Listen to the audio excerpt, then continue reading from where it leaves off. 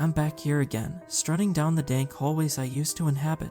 The graffiti is a bit more ragged than I remember. The windows are nailed shut, as if to hide the rot of the walls, although the wood seems just as crummy. Why am I here? Let him stay in this pile garbage if he really wants to. My parents died in a car wreck 5 years ago, and my brother has been walled up in our childhood apartment since. He insists that he feels drawn there. The times I have spoken with him made me think he was catatonic, as he would speak with a very slow cadence, like he was remembering his life, after one aspect at a time. Our old building had been bought by a corporate landlord a little after my parents were killed, and everyone in the building was paid to move out. My brother was the only one who didn't want to let the place go. Since my brother was the only tenant, the city wasn't encouraged to mandate upkeep. My brother was allowed to stay, despite pressure from many directions. The buyers sat waiting, as they couldn't do anything with the old block until he left. I wasn't sure why my brother felt anything for that place. After the funeral, he insisted he felt drawn to the building and was going to reside there until that feeling went away. Him being an attorney, I figured he would stay a week and retreat back to his life. Me being wrong was an understatement, as he took a liking to the place as if it were an esoteric church. I tried to tell him that it wasn't just his choice whether or not we took the money, but I was shocked to find the apartment left in his name. There he waits, wilting with the whole building. I was afraid to speak with him after the funeral. I would call occasionally, but didn't enjoy talking to a talking corpse. I don't know why he had to throw his life away, but it made me uncomfortable. Last time I spoke on the phone just gave me the creeps with his new cryptic way of speaking. I would tell him our parents would hate to see him like this, and they aren't drawing to that place. My brother would just tell me not them, someone else. I didn't want to play his game, but family was starting to talk. I would receive texts from cousins that they missed us, and they wanted to see Matt again. I found out an uncle was dying, and didn't want him to not be there for our cousins. I decided to drive back to our home city and get him. Heck, maybe we could get good money for that place. I drove into town on Tuesday and looked in awe at what appeared to be a new city. This place got a makeover that you think would be impossible. Stopping at a red light, I glanced at a Chase Bank that used to be a deli I'd hang out in after school. The light taking extra long gave me time to study the new demographic of people walking in and out of that building. What used to be teens, construction workers on break, and a few local weirdos were now white-collar stiffs. I wanted to scoff at the mixture of programmers, accountants, stockbrokers, etc., but found it hypocritical as I am an engineer, and probably replaced my share of citizens in my current city. I almost forgot why I came back when I noticed my old neighborhood from 10 blocks away. It was a pimple left over from its dirty days, the only street not made to shine. I turned into the block and saw my whole childhood boarded up. I could almost see the old creeps haunting the debris-filled corner stores. I stared at the hardware store, which looked like an art exhibit on decay. It almost looked like it could have been open if it weren't for the lack of tools, people, or anything. It was as if the floor opened, and everything got swallowed into a dense void. I drove up to my old building that was stained with moss-dirty paint. I parked and glared at it. Something about visiting your old residence after it has been left and turned to trash kind of makes you feel angry for ever living here. I took a deep breath and walked in. I struggled past the chipped steps I used to play on as a young shit. The whole area is covered in grime and broken glass from the teenagers who think this building is abandoned.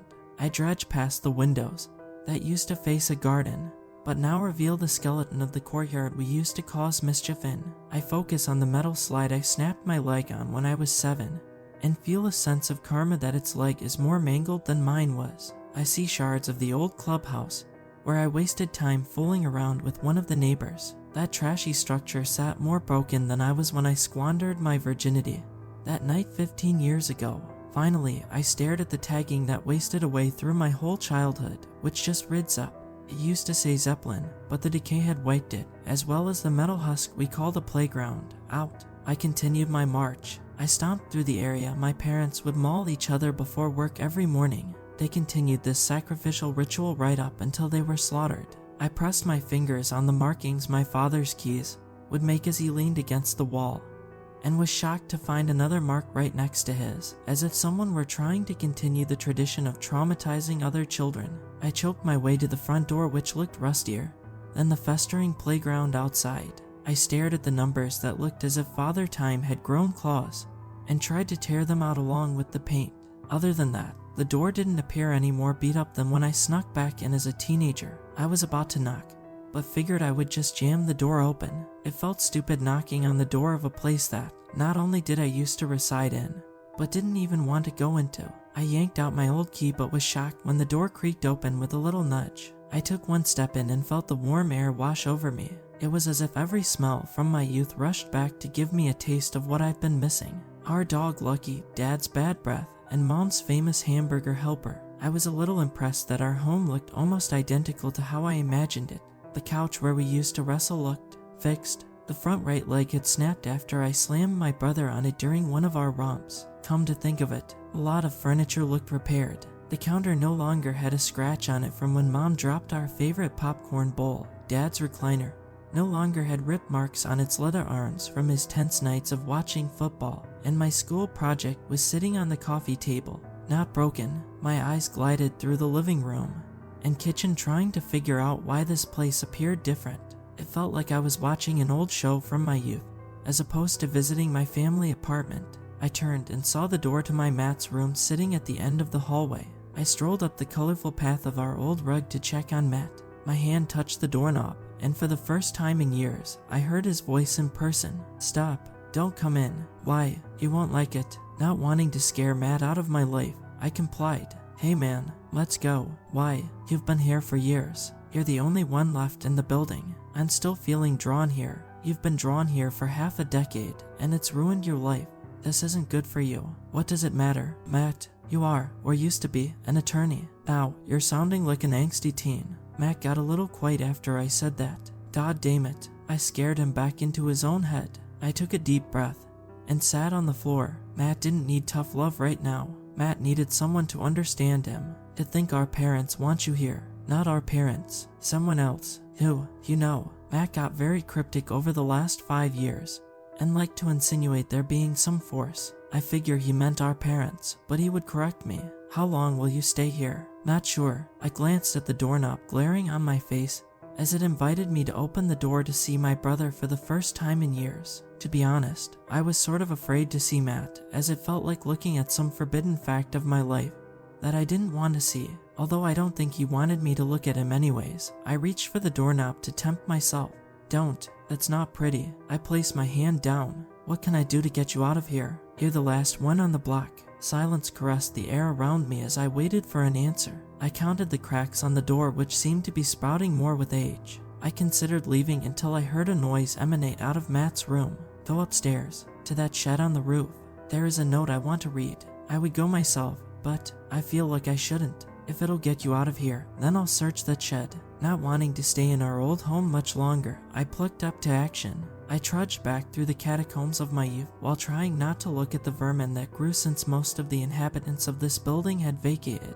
The creaks of the stairs leading to the roof caused an assault of memories of all the times I scraped my legs running up and down these stairs. With every next creak, I would hear the wail of a parent scolding their kids for invading the roof after telling them how deadly it was up there. Never knew of anyone personally, but there was always the news of a kid getting lodged into a small space and never being seen again. On the 5th step, I could almost hear the creak make out the name James. James was a neighbor kid who vanished after he decided to come up here. Thought he was never found, but Dad told me he got decapitated by a sharp object.